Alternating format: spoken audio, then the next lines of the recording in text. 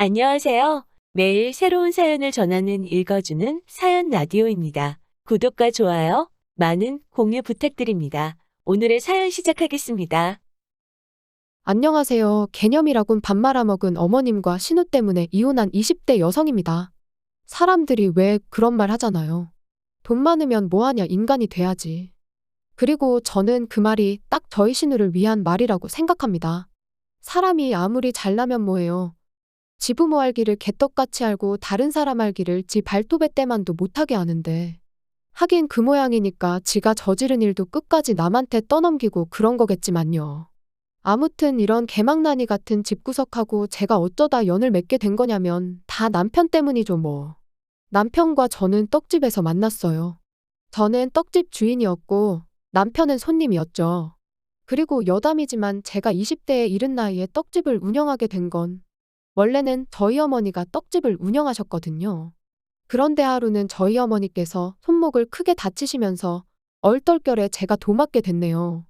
그런데 생각보다 제 적성에 잘 맞아서 지금까지 하고 있고요. 남편하고는 궁합도 안 본다는 4살 차이라 그런가 사귄 지 1년 만에 결혼 이야기가 나왔습니다. 그런데 제가 결혼한다고 하니 주변에서 이런저런 말들이 많대요. 아직 한참 어린데 뭐하러 벌써 가냐. 이 남자 저 남자 만나보고 해도 늦지 않는다. 그런데 그때는 콩깍지가 씌어도 단단히 씌어 있었는지 그런 말이 별로 귀에 들어오질 않았어요.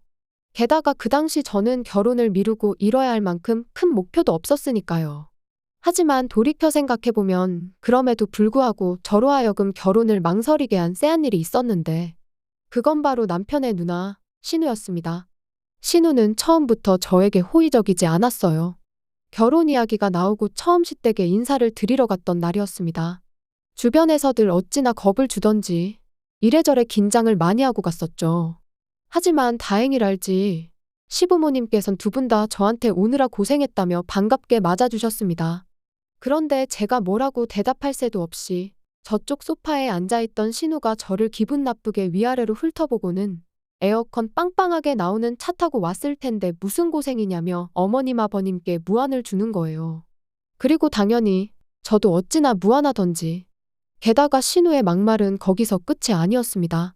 식사 후 다 같이 모여 앉아 커피를 마시며 이런저런 이야기를 나누고 있었는데 대뜸 저더러 진짜 말이 안 통한다더니 수준 차이가 이런 건가 하고는 혼자 피식 웃는 게 아니겠어요? 어이가 없었죠. 어떻게 사람을 면전에 두고 수준을 운운하나요? 물론 솔직히 말해서 신우 조건이 저에 비해 월등히 좋은 건 맞아요.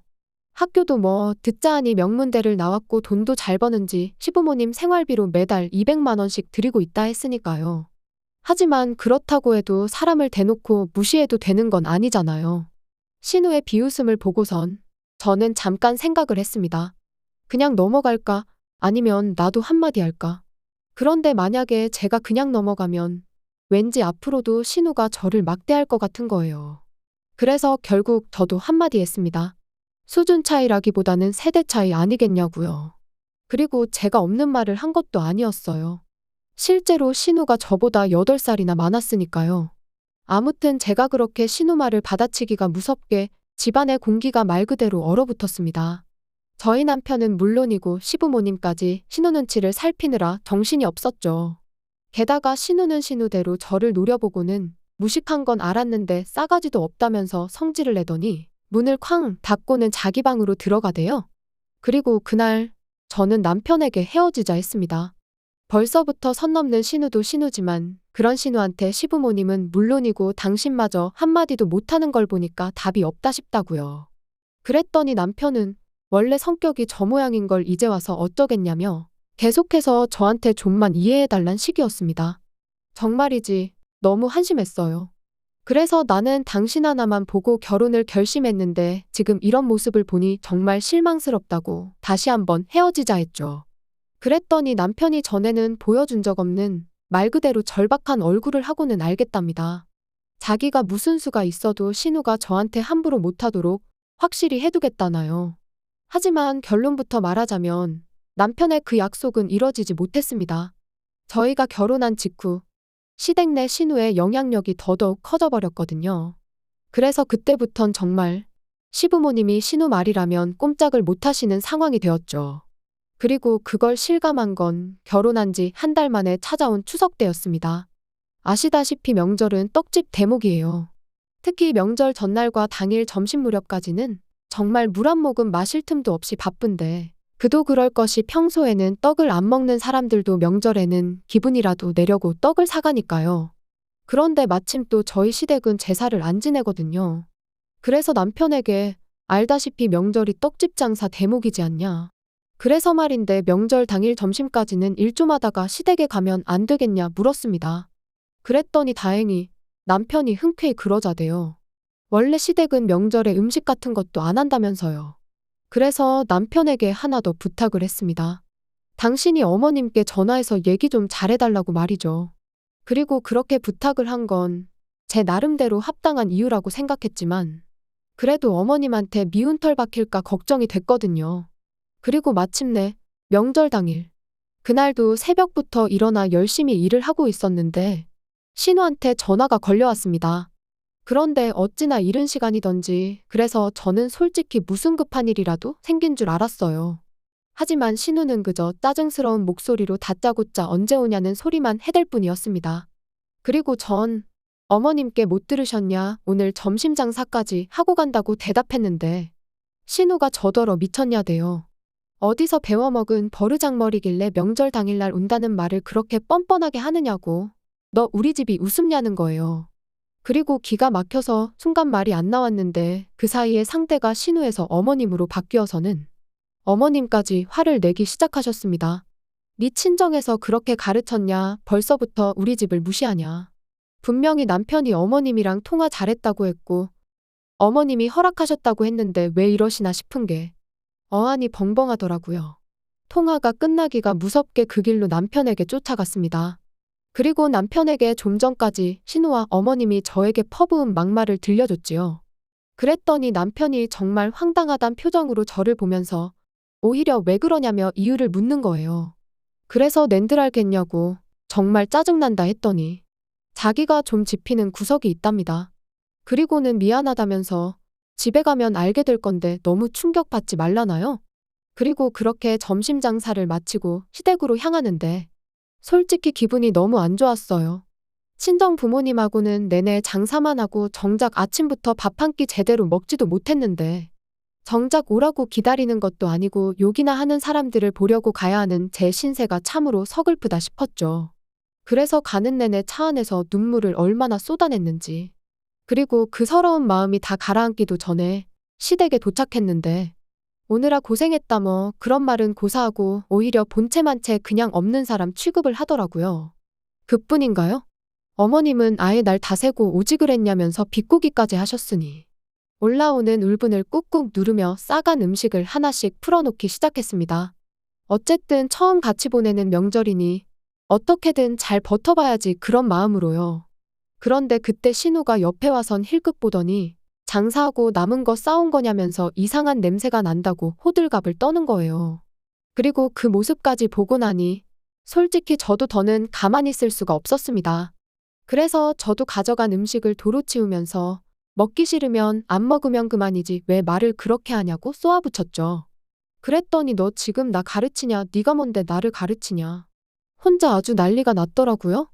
그리고 저도 그때는 이러다 머리채 잡아도 난 모른다는 각오였는데 어디선가 어머님이 불이 나게 저희들 사이로 뛰어오셔서는 왜들 그러냐며 그만둬라 하시더니 제 손목만 잡아채시곤 얘기 좀 하자며 방으로 저를 끌고 들어가셨습니다. 그리고 제가 너무 억울하고 분해서 이 손 놓으시라고 하자마자 어머님께서 생각지도 못한 행동을 보이셨어요. 어머님이 방문을 잠그시더니 제 손을 양손으로 꼭 쥐시고는 미안하다 하셨거든요. 신우 성격이 별나서 그런 거니 저더러 좀 참으라고요. 그리고는 치사하고 더러워도 어쩌겠냐면서 집에 왔을 땐 그냥 신우 말이라면 내내하고 비위 좀 맞춰주라고. 그래야 당신이 편하다는데 이게 다 무슨 소린가 싶대요. 그리고 제가 상황 파악을 하느라 정신이 없던 와중에 어머님은 다시 큰 소리로 마치 밖에 있는 신우가 들으라는 듯이 너 왜 네 신우를 열받게 하냐며 저한테 호통을 치셨습니다. 말 그대로 생쇼를 하신 거지요. 그리고 그 멍청한 생쇼를 한 10분쯤 하고 나왔더니 신우가 실실 웃으면서 저를 쳐다보대요. 한 손엔 제가 가져온 떡을 들고서 말이죠. 그리고 이후로도 시댁에선 멍청한 생쇼가 번번이 반복되었고, 그럴 때마다 정말 현타가 장난이 아니었어요. 하지만 어머님도 남편도 제가 그래야 가정의 평화가 유지된다 하니 참으로 기가 막힐 뿐이었습니다. 그리고 사실 저도 저지만 저는 어머님이 너무 불쌍하더라고요. 생활비 때문에 딸 눈치를 보느라 생쇼를 하시는 그 심정이 오죽할까 싶어서요. 그리고 아닌 게 아니라 어머님이 먼저 저에게 신우흉을 보는 일도 많았습니다. 딸이나 되니까 참고 살지. 정말 치사하고 더럽다면서 말이죠. 그리고 이제 와서 말이지만 어머님이 신우흉을 보실 때면 저는 마치 제가 어머님과 한편처럼 느껴졌고, 그럴수록 신우는 더 얄밉게 보였거든요. 그런데 결국 세 사람 중 제일 멍청하고 한심한 사람은 저였어요. 어머님한테 결국 저는 딸인 신우와는 비할 수 없는 하찮은 존재나 다름없다는 걸 알게 되었으니까요. 제가 신우 말이라고 해도 고분고분 들어주지 않는다는 걸 알게 되신 시부모님께선 언젠가부터 시댁에 저를 자주 오게 하지 않으셨습니다. 그리고 저로서는 그런 시부모님의 조치가 무척 만족스러웠지요. 그런데 그날은 어째서인지 기니 할 이야기가 있어서 그러니 남편하고 주말에 내려오라며 연락을 해오셨더라고요. 그래서 토요일 아침 남편과 같이 시댁에 갔는데 해가 서쪽에서 뜬 것도 아니고 웬일로 신우가 현관문을 다 열어주면서 오느라 고생했다는 말을 하는 거예요. 게다가 그뿐만이 아니었습니다. 제가 평소처럼 부엌으로 향하니 아니라고 자기가 갖다 주겠다며 더더러 소파에 앉아서 쉬고 있으라나요? 사람이 죽을 때가 되면 하는 짓이 달라진다더니 어디가 아픈가 싶고 별 생각이 다 들었죠. 그리고 아니나 다를까.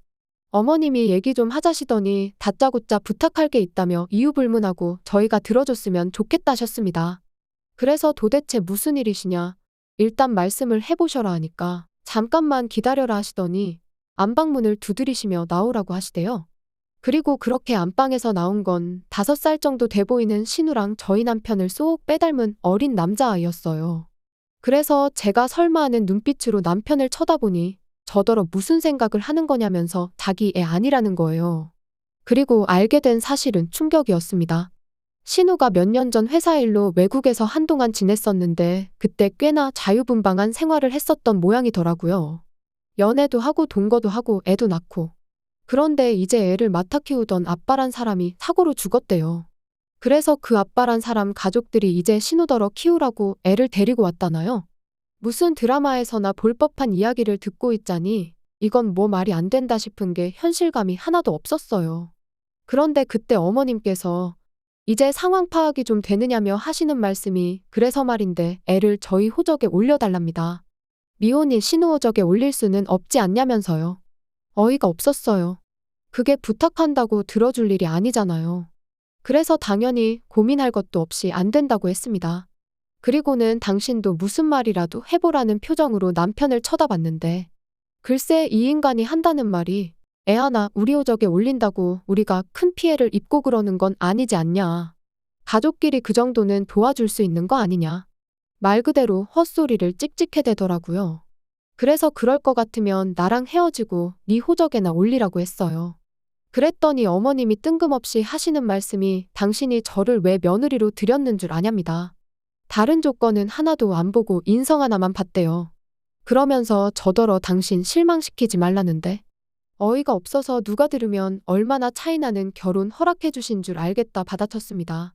실제로 결혼 비용을 남편이 더해온 것도 아니고 벌이로만 놓고 보면 제가 더 벌거든요. 그뿐인가요?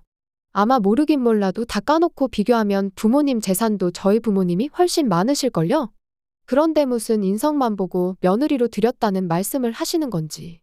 게다가 가뜩이나 열받아 죽겠는데 남편은 남편대로 저한테 지금 몇 사람의 인생이 걸려있다면서 부담스러운 소리나 짓거리고 있었으니 이런데도 내가 이 인간이랑 살면 나야말로 등신이다 싶더라고요. 그래서 남편한테 그러니까 나랑 이혼하고 네 호적에 올리라고 소리를 질렀습니다. 그랬더니 이제 어머님까지 너가 뭐 얼마나 대단해서 우리가 너한테 지금 절절매는 줄 아냐면서 그러래요. 이혼하라고요.